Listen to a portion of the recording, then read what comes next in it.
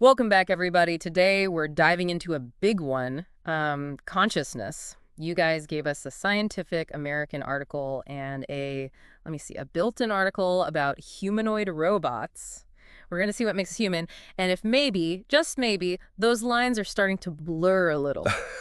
Yeah, it's a fascinating topic for sure. Yeah. The Scientific American article starts off by, well, it asks, what is it like to experience the world, subjectively? Like, what is it like to actually taste chocolate or feel the summer breeze? We just know, right? Yeah. But explain that scientifically, that's tough. Yeah, it really is. Like, how would you explain color to someone who's been blind since birth? It's like, Well, the article even mentions this philosopher, Daniel Dennett, who says consciousness is just an illusion. right. An illusion. But I don't know about that one. I mean, we all have these really rich inner lives, right? So to just call it an illusion, yeah, I don't buy it either. So if it's not an illusion, what are scientists saying about where it comes from? Like, what causes it? So they're focusing on these things called, get this, neuronal correlates of consciousness. Catchy, right. Yeah, NCCs for short. Basically, they're trying to figure out, like, what's the absolute minimum brain activity you need to have a specific conscious experience. So like finding the on-off switch for like different parts of awareness? Kinda, but it's way more complicated than just flipping a switch on and off. Mm-hmm. The article talks about how some parts of the brain are, like, more important for consciousness than others. Like, if you damage your spinal cord, that's awful, obviously, Right. but it doesn't just erase your consciousness. Really? Yeah, and even losing part of your cerebellum, the part that helps with coordination, Yeah. it won't rob you of your subjective experience. Wild, right? Wow, that's amazing. So which parts of the brain are like the real MVPs of consciousness then? All the research points to this area of the cortex. They call it the posterior hot zone. Okay, so it's getting hot in here. What happens if you damage that part? So damaging this area, it can really mess with, like, your sensory perception. Like, imagine suddenly seeing the world in black and white or feeling like your body isn't really yours. No way. Anything even weirder than that. Oh, yeah. Damage to this area can even make it almost impossible to recognize faces. Like, even people you know, it's like the brain just can't put together the visual information. That's wild. So it's not just about seeing, but understanding what you see, right? This hot zone sounds crazy important. Have scientists tried to, like, directly stimulate it to see what happens to someone's consciousness? Oh, yeah, they definitely have. And the results are wild. They've used electrodes to do it, and patients have reported all sorts of bizarre sensations, like seeing flashes of light, geometric shapes, even the sudden urge to move a specific limb. Whoa, so it's like there's a control panel for reality right there. It's kind of Hmm. creepy to think about, but also super cool. But this makes me wonder, if we can stimulate those experiences, can we measure consciousness itself? That is the question, and neuroscientists Giulio Tononi and Marcello Mazzamini are on the case. They developed this technique with magnetic pulses and EEG readings called the, are you ready for this, zap and zip technique. Zap and zip sounds more like a new superhero duo to me. Right. But it's leading to some seriously cool results. Mm-hmm. They essentially zap the brain with this magnetic pulse and then use an EEG to measure how complex the brain's response is. Imagine, like, tapping a bell and listening to how the sound echoes. Okay, so a simple, clear tone means... Less conscious brain. What they found is that the more predictable the brain's response to the pulse, the less conscious the person is. So people who are awake and aware, their brain activity is super complex and unpredictable, like a jazz orchestra going nuts. Okay, got it. So a sleeping brain, or someone who's not fully conscious, their brain would be more like a metronome, just like tick-tock, tick-tock. But a conscious brain is more like, I don't know, a symphony. All sorts of things going on at once. Yes, exactly. And get this, they've used this technique to detect consciousness in patients who can't communicate because of, like, a brain injury. You're kidding. So even if someone's like trapped inside their own head, this zap and zip thing could tell us if they're still experiencing the world around them. Exactly. It's like we have this little window into what they're experiencing, even if they can't tell us themselves. That is unbelievable. Okay, so it seems like we are starting to like crack the code of consciousness here. But if this zap and zip method is like listening to the music of the brain, are there any theories out there trying to explain how that music is written? There are actually two main ones: the Global Neuronal Workspace theory and the Integrated Information theory. The Scientific American article describes them as two teams fighting for the championship title of explaining consciousness. Ooh, I love a good competition. Let's break it down. Mm. So first up, the Global Neuronal Workspace theory. What's their game plan? So picture a giant blackboard where different parts of the brain can all write information and read what the other parts wrote. That's basically the Global Neuronal Workspace theory, or GNW. The idea is that consciousness happens when information gets broadcast everywhere in the brain, like a message spreading across this big neural network. So it's not just different parts of the brain doing their own thing. It's about them all being able to share information and work together. Exactly. And this whole global workspace idea has some interesting implications for artificial intelligence. Ooh, are we talking about robots becoming conscious? Some people who support the GNW theory think that if we could create an artificial system that's complex enough and can share information globally like that, yeah, they could, in theory, become conscious. Whoa, okay, so the robots are coming for us. But what about this other theory, the integrated information theory? What's their take on how consciousness comes about? So they focus more on the structure of the system instead of just the information flowing through it. Imagine trying to simulate gravity on a computer. You could program the equations and everything, but it wouldn't actually make your computer warp space-time around it, right? That's a great analogy. So you're saying that, according to this theory, consciousness isn't just about processing information, it's about how that information is organized and put together in the system itself. Exactly. The integrated information theory, or IIT, folks would say consciousness is like a fundamental property of certain complex systems, and you can't just program it into existence. So it's not just about how much information a system can handle, but about how it's all woven together within that system. Yes. And that's the big difference between these two theories. G&W says consciousness could basically pop up in any system that's complex enough, whether it's a brain or a computer. But IIT argues that it's more like a core property, tied to how the system itself is built. So who's winning this consciousness showdown? It's still too close to call, honestly. They both have their pros and cons, and we are still a long way from truly understanding consciousness. Okay, so while all those scientists are busy debating, it seems like engineers are already hard at work building machines that look and act a lot like us. Speaking of, let's move on to that built-in article about humanoid robots. What kind of robotic wonders are we dealing with here? This article highlights 24 of the most advanced humanoid robots out there right now, and they're pretty mind-blowing. Okay, before we get into it, what makes a robot humanoid anyway? It's more than just looking like a human. Humanoid robots are designed to not only resemble us physically, but also interact with us in a way that feels, natural. Think about the difference between a robot arm on an assembly line and a robot that can walk right up to you, shake your hand, and have a conversation. Okay, so it's about making the line between humans and machines a little blurry. For sure. And even though most of these robots are still being developed and are crazy expensive to make, the article says that the market for humanoid robots is expected to absolutely explode in the next few years. Okay, now you've got my attention. So it's not just sci-fi fantasies anymore. We're talking about the real deal here. How big are we talking? Get ready for it.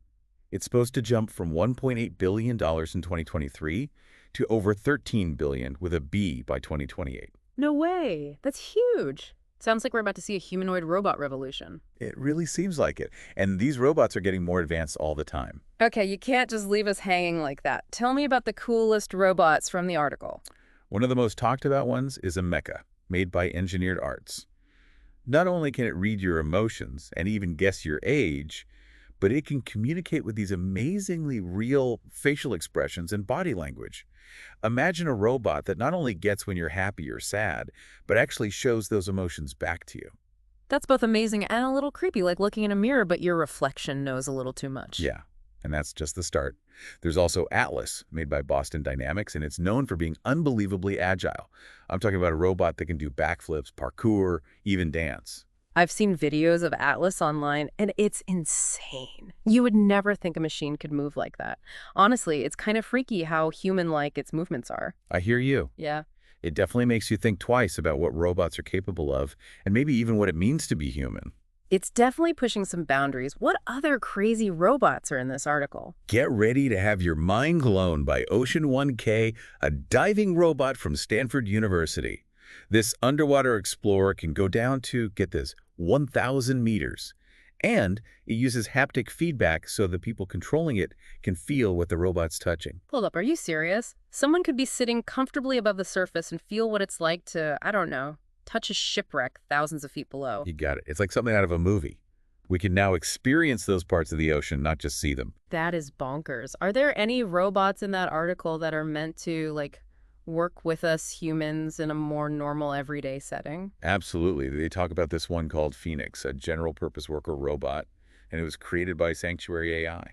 So, less exploring the deep sea and more like everyday tasks. What's so special about Phoenix? What sets Phoenix apart is how incredibly fast it can learn new things. Every new generation of Phoenix is getting better and faster at learning new skills and doing different tasks, so it's really blurring the line between AI and human intelligence. Now, that's both exciting and a little scary. It's like the robots are catching up to us, learning more and more with every upgrade. For sure, it makes you wonder about the future of work and how humans and machines will, coexist. Speaking of big questions, with all this talk about how advanced robots are getting, especially these ones that are made to look and act like us, it begs the question, are we anywhere near creating robots that are not just intelligent but actually conscious? That's the million-dollar question, isn't it? And it's definitely becoming more relevant as technology keeps advancing so quickly. It really makes you think, like, could we accidentally create something that experiences the world the way we do? But before we go down that rabbit hole, let's get back to those awesome robots. The built-in article mentioned one called EVE. What's the deal with that one? Oh, EVE is cool. It was created by this company called 1X, and it's a great example of humanoid robots that are already out there working. What makes EVE different is that it can learn new stuff and get better at its job just from experience, like we do. You mean it's not like those factory robots that can only do one thing over and over? EVE can actually pick up new skills while it's working. Exactly. It's made to handle all kinds of different tasks and can adapt to new situations. That makes it super useful in jobs where you need to be flexible and able to think on your feet. It's amazing how far we've come with robots, but it does make you wonder, where do we draw the line between just processing information and actually experiencing it? Could any of these robots, even the super advanced ones, ever be considered conscious in the same way we are? That's a huge question. And it takes us back to those two theories about consciousness that we were talking about earlier. Remember the Global Neuronal Workspace theory? It says that consciousness could come from having a certain level of complexity and being able to connect information in a certain way, whether it's a brain or a computer. So you're saying there's a chance that a robot like Phoenix, the one that learns so quickly, could accidentally become conscious just by processing tons and tons of data? Some researchers think so, yeah. Some find it really exciting and others, well, not so much.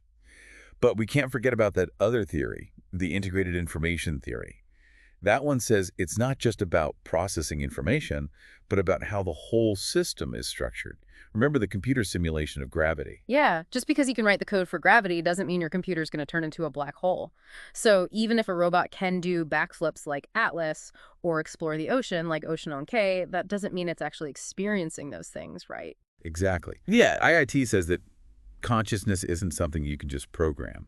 It's something that emerges from how the system is organized, how it all fits together. Yeah. So, yeah, these robots are crazy impressive, but they're still machines running on algorithms and whatever we program into them. It's good to be reminded of that sometimes. Just because a robot looks and moves like a human, it doesn't mean there's someone home in there, right? They're just following orders, even if those orders are super complicated. Right. And this brings up a really important point.